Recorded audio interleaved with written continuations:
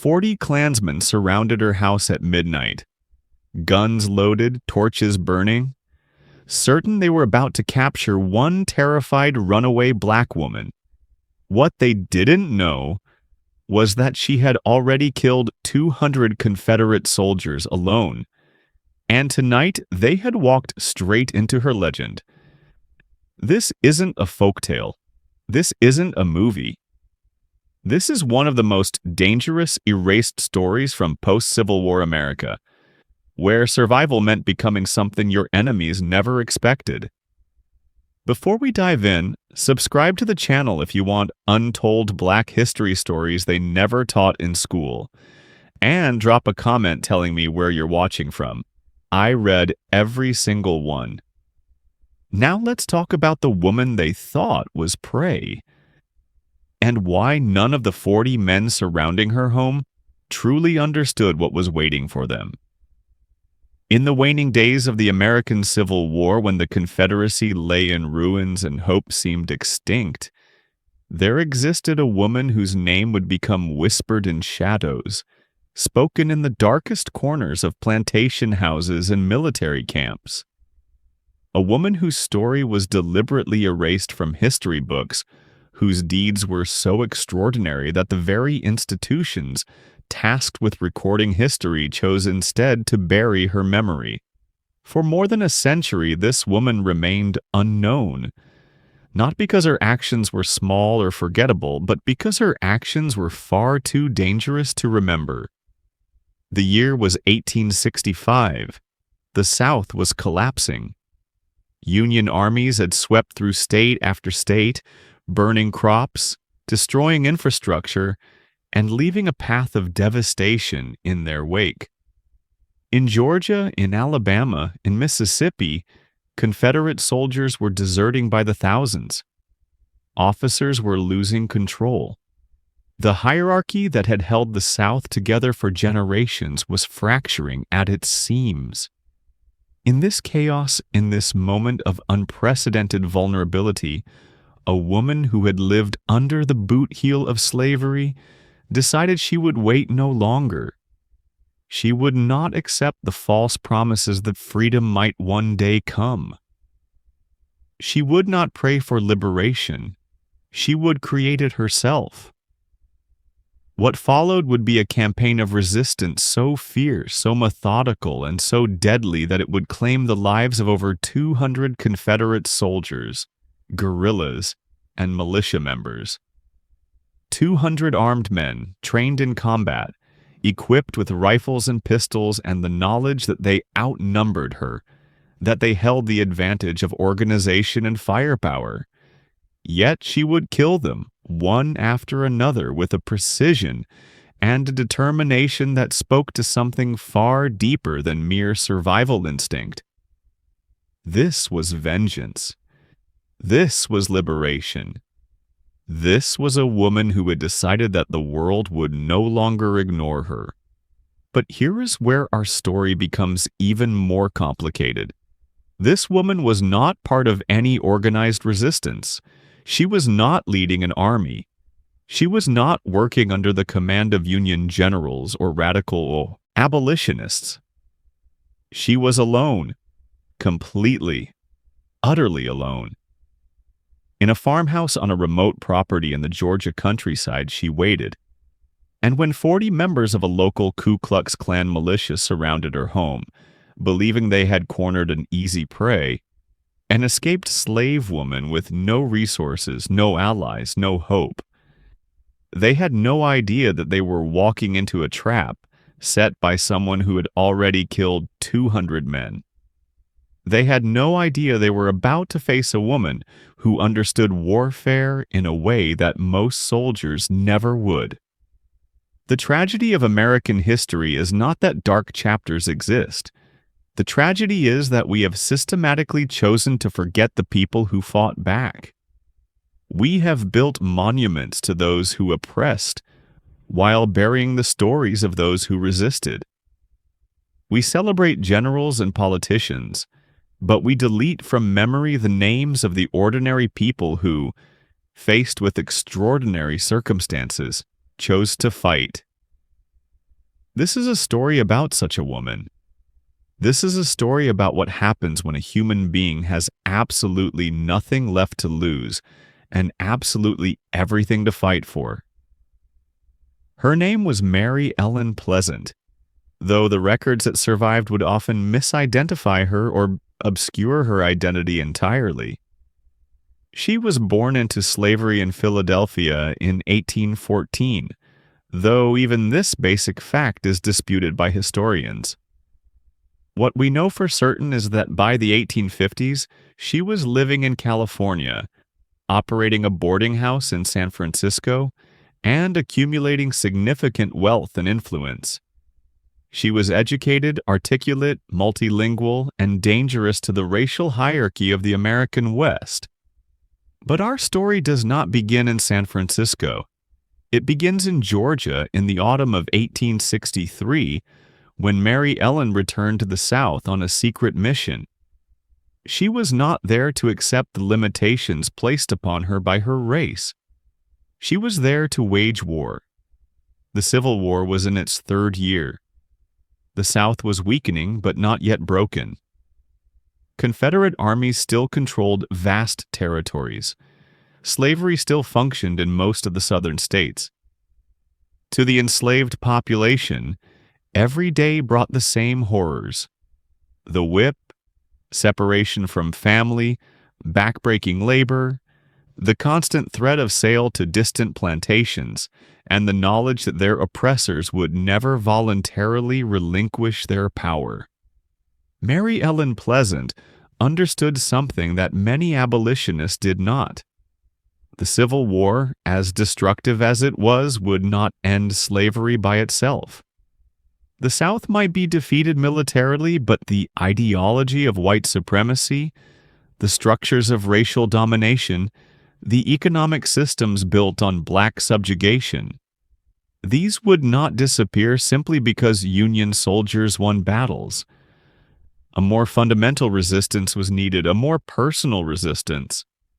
She arrived in Georgia under the cover of darkness. The exact circumstances of her arrival remain murky, lost to time and deliberate suppression. But what happened after she arrived is documented in fragments, in military reports and newspaper accounts that were quickly suppressed, in the oral histories passed down through communities that understood they were preserving dangerous knowledge. She positioned herself on a plantation outside of what would later become a significant town in north-central Georgia. The property was remote enough to provide isolation, but close enough to major Confederate supply lines and military encampments. She established herself as a free black woman with valuable skills. A healer, a herbalist, someone with medical knowledge that was rare and sought after even in wartime. This was her cover.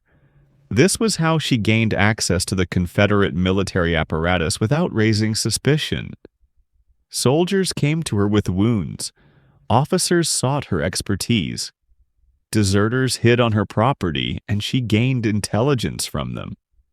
She learned about troop movements, supply routes, weapon caches, and the locations of militia groups operating in the region. But Mary Ellen Pleasant was not gathering this intelligence passively. She was preparing. The first confirmed killing occurred in January of 1864. A Confederate cavalry officer arrived at her home, seeking treatment for a leg wound sustained in a skirmish with Union forces. The official record, what little of it survives, indicates he left her home but was found 3 days later in a ravine, his throat cut, his body left to the elements. The death was initially attributed to Union soldiers or to roaming deserters. The chaos of war provided perfect cover for murder. Who would investigate one dead officer when thousands were dying on battlefields? But this was not an isolated incident. Over the next 18 months, a pattern emerged. Armed men would go missing after visiting the remote Georgia property. Some bodies were found, others simply vanished. The death toll mounted. 10, 20, 30. Confederate military authorities began to notice. Reports were filed, investigations were ordered, but the investigations went nowhere. The woman who lived on that remote property was careful. She covered her tracks. She had help. Black men and women who understood what she was doing and why, who provided assistance, who kept silent when questioned, who ensured that no reliable witnesses survived to testify against her.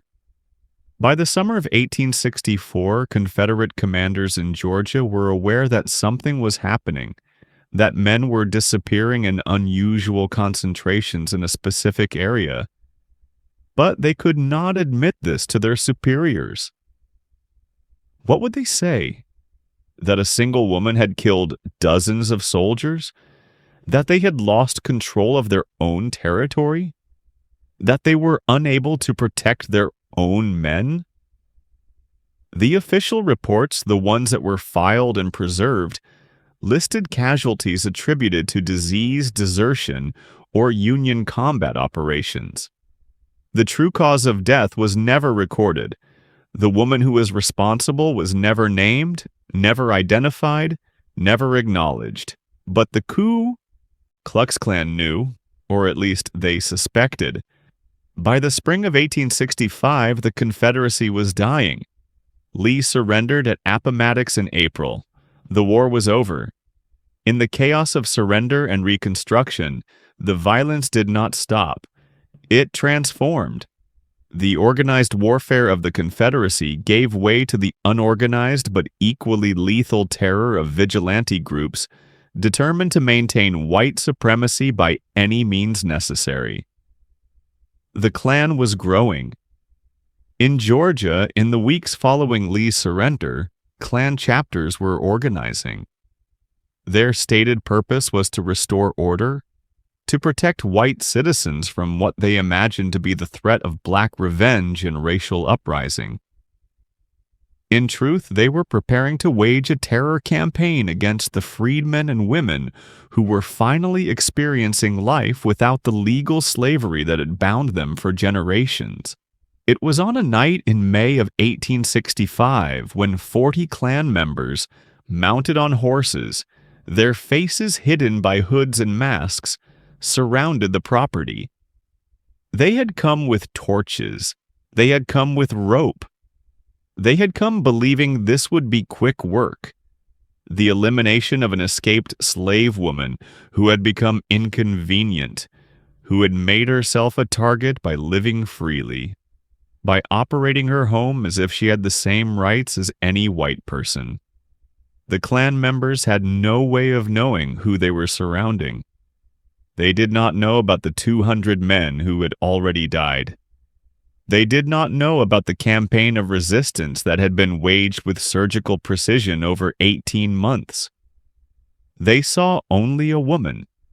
They saw only what they expected to see: a weakened figure, defenseless and alone, finally brought to account for the sin of freedom. What they did not see was that the woman had prepared for this moment from the day she arrived in Georgia.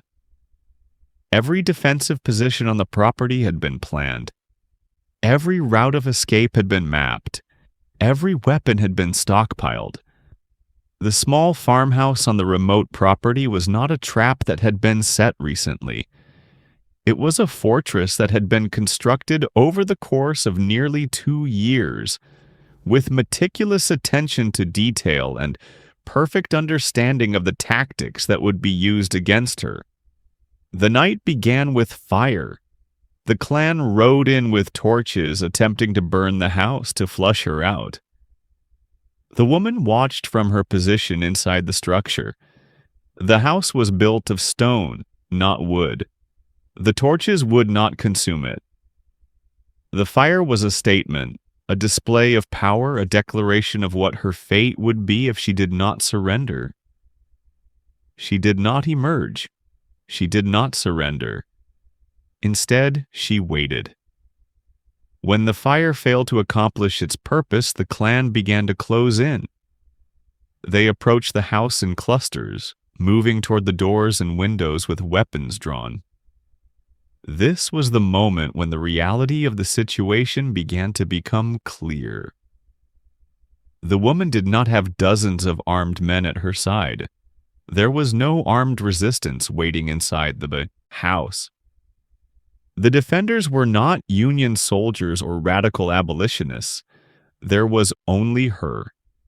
And yet, in the next hours, as the siege progressed, as the Klan members found themselves unable to penetrate the house, as their attacks were repelled with devastating efficiency, the realization began to crystallize. This was not a woman cowering in fear. This was a woman fighting back. The first hours of the siege were marked by attempts to break through the doors. Klan members rushed forward only to be met with gunfire from windows and apertures designed specifically for defense. Men fell. Some were killed instantly. Others were wounded and dragged back by their companions. The Klan regrouped. They attempted to break windows. Again, they were met with fire. Again, men fell. As the night progressed, the Klan members began to realize that this was not going to be quick work. This was not going to be easy. The woman had killed before. This much became clear as the hours dragged on. She was not panicking. She was not making mistakes. Every shot had purpose. Every action was calculated. She was moving through the house with knowledge of its layout that allowed her to defend multiple positions while remaining unseen. The Klan, facing a situation they had not anticipated, began to experience something that they had likely never felt before. They were afraid.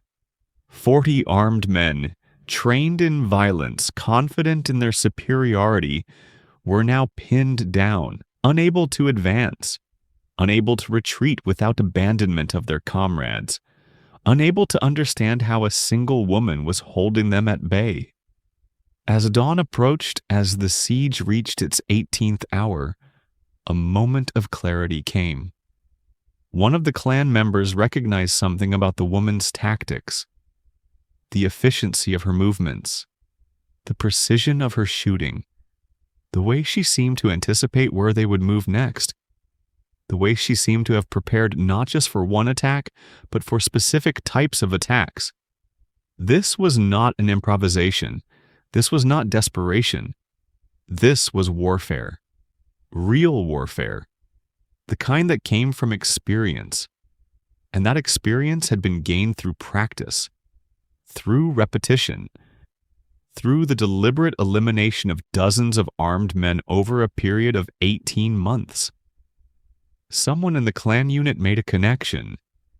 Someone pieced together the fragments they had heard over the weeks since the Confederate surrender. Reports of missing soldiers, officers who had vanished, cavalry groups that had never returned from missions, and the location where so many of these disappearances had occurred. The same remote property, the same woman. The moment that realization took hold, the character of the siege changed. What had been a confidence bordering on certainty became fear. What had been a routine operation became a desperate situation. The Klan was not fighting a defenseless woman. They were fighting a woman who had already killed 200 men. 200, each one trained, each one armed, each one believing, as they believed, that they were superior. The remaining hours of that night became a test of will. The Klan members had to decide, would they continue with the siege knowing they might be killed? Would they retreat, admitting defeat and abandonment of their companions? Would they rush the house in a final, desperate assault? As the dawn light began to penetrate the darkness, the Klan made their choice. They would withdraw. Not all of them would make it away from the property alive. As they retreated, as they attempted to regroup and flee, they were met with additional fire. More of their number fell. The woman, now fully understanding that she had the opportunity to eliminate or drive away the entire group, did not waste the moment. She took the positions she had prepared for exactly this scenario, for the retreat, for the moment when the attackers would break. By the time the sun fully rose, the Klan unit was in complete disarray. They were scattered across the property, their numbers reduced, their confidence shattered. The woman emerged from the house, and at that moment, the final truth became undeniable. She had held 40 armed men at bay through the night. She had killed or wounded a significant portion of their number, and she had done it alone. The surviving Klan members fled. What happened to the woman after that moment is where the historical record becomes even murkier.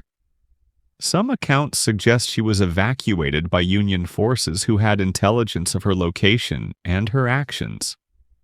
Others claim she disappeared into the networks of freed black communities that had begun to form in the immediate aftermath of the war. Still others suggest she returned to California to the identity she had established in San Francisco, erasing her ties to the Georgia property and the campaign she had waged.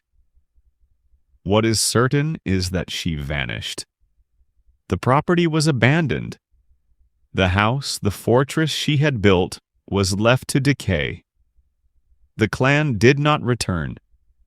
The woman who had killed 200 men, who had held off 40 during the night of the siege, was never captured, never tried, never publicly identified as the person responsible for these deaths. For generations, this story was not told. The history books did not record it. The official accounts did not acknowledge it. A woman had waged a one-woman war against the Confederacy, had killed 200 armed soldiers and militia members, and the achievement of this extraordinary feat had been systematically erased from public memory. Why? The answer lies in the fundamental discomfort that American institutions had with the idea of successful black resistance. The history of slavery and its aftermath was written by people who benefited from the racial hierarchy that slavery and Jim Crow maintained. The idea that a black woman could be so skilled at warfare, so organized in her resistance, so devastatingly effective in her campaign, challenged the entire narrative that the racial hierarchy was natural, inevitable, and divinely ordained. If one woman could kill 200 men, if one woman could hold off 40 Klan members, if one woman could wage this kind of war and survive, then the entire structure of white supremacy was built on a lie. The myth of black inferiority could not withstand the presence of this counterexample. Therefore, the counterexample had to be erased. The erasure was almost successful, almost complete. But historical erasure is never perfect. Fragments survive. Oral histories preserve what official histories deny. Local records, kept by freed black communities, maintained knowledge of what had occurred. And in recent decades, as historians have become more determined to recover the hidden stories of black resistance and rebellion, the outline of this woman's extraordinary life has begun to emerge from the shadows. This story matters not because it is a tale of violence, though violence certainly occurred. It matters because it is a story about agency. It is a story about a human being who, faced with absolute oppression, refused to accept her circumstances, who did not wait for liberation, who did not depend on the mercy of institutions or governments to grant her freedom, who took action on her own terms, according to her own judgment, accepting the consequences of that action with full understanding of what these consequences might be. The 200 Confederate soldiers and militia members who died were not innocent. They were the machinery of slavery. They were the men who enforced the system. Some had personally enslaved people. All of them benefited from the system. In killing them, this woman was not committing murder. She was committing resistance. She was committing war. She was committing the act of a person who understood that there are times when violence is not the option. It is the only option. When all other paths to freedom and dignity have been systematically blocked, when peaceful resistance is met with violence, when the systems of power refuse to acknowledge your humanity, in those moments there is a right to fight back. The Klan members who surrounded her house on that night in May 1865 believed they were acting in defense of their race and their region. They did not understand that they were participating in the perpetuation of a system of terror so complete, so all-encompassing, that it could only be opposed through equally determined resistance. They were defeated by a woman who understood this truth. They were defeated by a woman who had already killed 200 men and who would not hesitate to kill 40 more. In the years and decades that followed the Civil War, America told itself a story about Reconstruction. It told the story of noble Union armies bringing freedom to enslaved people. It told the story of a nation being rebuilt on new principles of equality and democratic governance. It told the story of a struggle between North and South, with the North ultimately victorious. What it did not tell was the story of people like this woman. It did not tell the story of the enslaved and the recently freed who understood that their liberation would not be granted by government decree or military victory. It did not tell the story of those who took matters into their own hands. It did not tell the story of the resistance that emerged from within Black communities, shaped by the collective intelligence, courage, and determination of ordinary people confronting extraordinary evil. This woman fought alone, but she was not truly alone. She was part of a vast, largely invisible struggle that has run through American history since the very beginning of slavery. A struggle against the institution itself, against the ideology that sustained it, against the violence that enforced it. She was one link in a chain of resistance that included slave rebellions, escape on the Underground Railroad, alliance with Union forces, and the countless acts of everyday defiance through which enslaved and oppressed people maintained their humanity in the face of systematic dehumanization. Her story was suppressed because it threatened the narratives that needed to be true for American institutions to function without fundamentally interrogating themselves. If people knew that a single Black woman had waged a successful guerrilla campaign against the Confederacy, if they knew that she had killed 200 men and survived, if they knew that she had stood off 40 Klan members in a night-long siege, then the entire mythology of racial hierarchy and the inevitability of white supremacy would crumble. So the story was erased. The woman was forgotten. The 40 Klan members who surrounded her house were never memorialized as heroes because what happened to them was shameful. They were defeated. They were routed.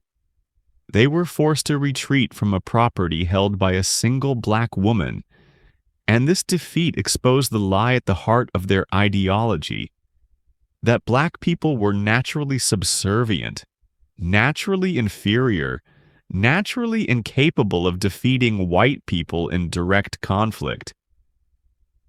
What we are confronted with is not a simple story of a woman who fought back. What we are confronted with is a story about history itself, about who gets to tell it, about what gets remembered and what gets forgotten, about the ways that power structures themselves, not merely through overt force, but through the control of narrative. This woman may be lost to history. Her name may be obscured. The details of her life may be fragmented and disputed, but her existence cannot be erased because she acted, because she chose, because she fought, because she refused to accept the role that had been assigned to her, and in refusing she became a beacon, even if it was a hidden beacon, seen only by those who knew where to look. The 40 Klan members who cornered her house were not cornering a victim. They were confronting a warrior. They were confronting the culmination of 18 months of careful planning and execution. They were confronting a woman who had already killed 200 men and who had learned everything that experience could teach her about warfare against superior numbers. When they departed that next morning, scattered and diminished, they understood something that official history would attempt to bury for generations. They understood that the racial hierarchy they had believed in was not invincible. They understood that a black woman could defeat them. They understood that their power was not ultimate, not guaranteed, not divinely ordained. And that understanding, more than any actual number of deaths, more than any military metric, was the true victory. Because understanding that white supremacy could fail, that it could be challenged successfully, that it could be beaten by those it had oppressed, that understanding is the seed from which all true liberation grows. This is the story of a woman whose name may be lost, but whose impact cannot be erased. This is the story of 40 Klan members who came to kill and discovered they could be killed. This is the story of 200 men who believed they were hunting a fugitive and instead were hunted by a warrior.